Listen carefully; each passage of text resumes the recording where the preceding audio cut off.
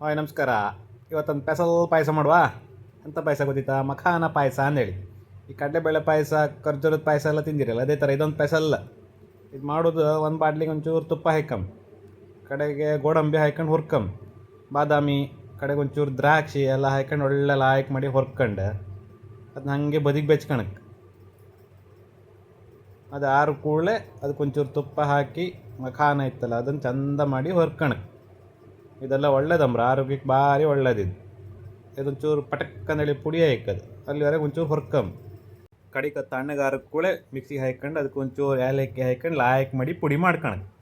ಮಖಾನ ಅಂದರೆ ಅಂತ ಗೊತ್ತಿತ್ತಲ್ಲ, ಹೆಂಗೆ ಕಮಲದ ಬೀಜ ಅಂತಾರಲ್ಲ ಅದೇ. ಅದು ಕಡೆಗೆ ಒಂದು ಸ್ವಲ್ಪ ಹಾಲು ಹಾಕ್ಕೊಂಡು, ಅದು ಎಷ್ಟು ಬೇಕೋ ನಿಮ್ಗೆ, ಎಷ್ಟು ಪಾಯಸ ಬೇಕೋ ಅಷ್ಟು ಹಾಲು ಹಾಕಮ್. ಅದನ್ನ ಸಮ ಮಾಡಿ ಕೊಚ್ಕಣಕ್ಕೆ. ಒಂಚೂರು ಕೇಸರಿ ಹಾಕಿದ್ರೆ ಒಳ್ಳೇದು.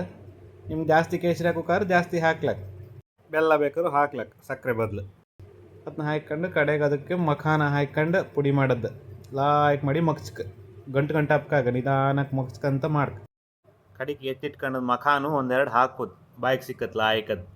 ಕಡೆಗೆ ನೀನು ನೆನೆಸಿಟ್ಟದ್ದು ಕೇಸರಿ, ಕಡೆಗೆ ಆ ಡ್ರೈ ಫ್ರೂಟ್ಸು ಹೊರ್ಕೊಂಡದ್ದು ಎಲ್ಲ ಲಾಯ್ಕ್ ಮಾಡಿ ಹಾಕುವುದು.